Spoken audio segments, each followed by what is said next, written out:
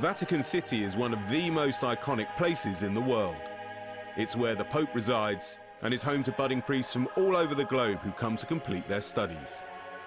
Each day, the surrounding streets are filled with tourists taking in one of Rome's most beautiful landmarks. But now attention is on the Vatican for an entirely different reason. In a groundbreaking move, they have formed a cricket team that will tour England later this year. The idea was first proposed by a cricket-mad Australian ambassador who saw the potential that was hidden behind the Vatican walls. Cricket's been in Rome for many years. There have been priests and seminarians who've played cricket, and there's been various colleges that have. I work at an international seminary in Rome, where we have about 40 Indian, Sri Lankan, Pakistani seminarians. For them, cricket is the national pastime. It's their passion, just as soccer, football is in Brazil, here in Europe. What's been different in the last few years is that there has been interest in forming a cricket competition. Little by little over the years, we've been able to get equipment together, find other people who play cricket in Rome. Not long after my posting here in September 2012, I had the opportunity to speak to Cardinal Ravasi and to speak to his staff, and after some consultations, they indicated to me that they would like to explore this. And so a cricket team was formed, to be known as St. Peter's. But in a country dominated by a passion for football, it's been quite a challenge to educate those who knew absolutely nothing about cricket. It's more than an education, it's been a revelation. The first response to me was they had understood that cricket was an insect and they didn't understand that it was a game at all. It's all gone through what's called the Pontifical Council for Culture, which has an Italian cardinal as the head who, you know, he would not know a thing about cricket really. I hope I'm not going to lose my job for saying that, but and you know, his number two is Spanish, and he doesn't know much about cricket, or didn't at that point. He's watched it a little bit since. Cricket, like baseball or other exotic sports, were quite strange for me. I am from Spain. I'm familiar with soccer, basket, but not cricket. It's really hard to explain them the rules of cricket, where they are exposed to the rules of football, which is obviously so simple. When the football comes, they come with a ball. Instead, we come with stumps, bat, ball, and maybe the pads or the gloves, and they are very surprised. We tried to explain to some people, and obviously, easily they understood something. They understood some rules.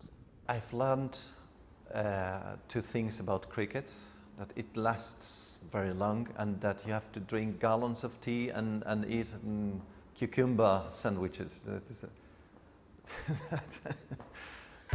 Despite the lack of knowledge from many locals, cricket has always been part of the seminarians' lives. For an Indian child who may be born after 1980, he has got a special passion for cricket. Wherever he goes, he carries cricket.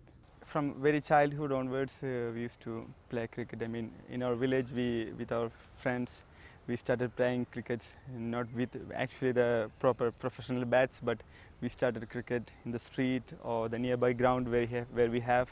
And even in the school, when we have the free times, maybe half an hour or 1 hour, we used to play cricket with other classes or maybe the other schoolmates. What does make us happy is to see that seminarians for whom cricket is part of their culture are able to express themselves in their culture here in Rome playing cricket.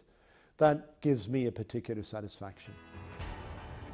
But the players face many challenges as they look to build a competitive side. Other commitments mean they have very little time to practice, and a lack of facilities forces them to play on a carpet laid on an AstroTurf football pitch. The boys are learning. They're learning also to play as a team. They come from Pakistan, India, Sri Lanka. That's also another challenge, speaking the same language. Getting together, playing as a team, not blaming others, but supporting each other. Those are all valuable lessons in the technical side of the game, learning to play better, learning how to play properly.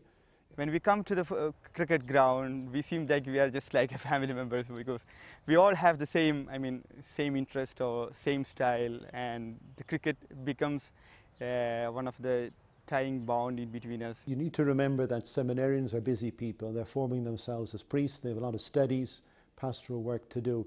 So this is very much a complementary activity. We never had regular practices, so it's quite a bit hard as a team to come together and practice very often, especially a sport like cricket, where we have got to practice for a whole day at least to warm up ourselves. We are living in an international community where the culture, the football is the most famous, and we struggle a little bit to reserve the ground for the weekends or for the public holidays. These guys are lovely guys, and they're lovely to train with. They're really, I really enjoy being with them. But they've gone from kind of tape ball cricket on concrete and back streets or anywhere in India and Sri Lanka and Pakistan to that kind of astroturf with a mat down over it. Every stage is a big learning curve. Despite wanting to be successful, those in charge are keen for the players to show that no matter what, sport is there to be enjoyed. Winning is important, it's the goal of playing, but there are certain things that you do not sacrifice to win. When you have a self-worth, when you have a set of beliefs that teach you that even if I don't win today, that does not affect who I am as a person, that gives you the liberty to be able one day to lose and not to want to change the rules or to blame somebody else. You don't play any game just to run around in circles. You play to win. And that's our goal. If we win, fine. If we lose, we can accept that as well. But we're out there to win. St Peter's first game since announcing their tour to England was a 2020 match against one of Italy's top sides, Roma Capanelli. Preparations were underway early at the ground, one of only 3 cricket pitches in Rome. The visitors won the toss and asked Capanelli to bat first. As the St Peter's players took to the field, their squad, including non-playing members, was made up of 8 Indians, 2 Sri Lankans, an Englishman, a Pakistani and an Irishman. In stark contrast, the Roma Capanelli players were all born and raised in Italy. Leandro Gioiarazza, 27 anni, battitore destro numero 4. Michele Morettini, lanciatore destro veloce, battitore destro anni 23. Kevin Kekulawala, 17 anni, battitore destro numero 1. Sono Suresh Kakulturugi, sono 40 anni, battitore number 3. St Peter's got off to an excellent start with an early wicket.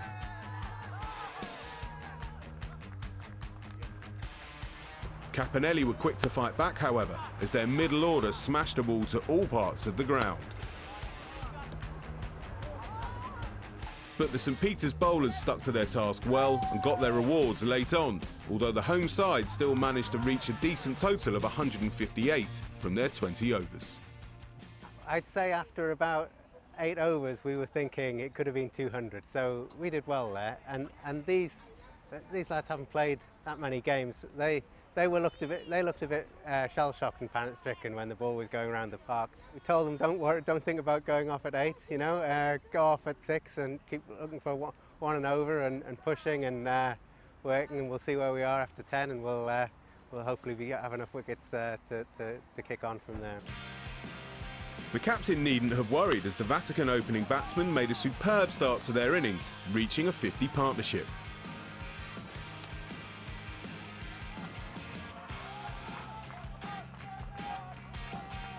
But the more experienced Capanelli bowlers soon had St Peter's under pressure, taking wickets at regular intervals. Some agricultural shots kept the visitors in the game, but the pressure finally told as a run-out saw St Peter's lose by just 11 runs.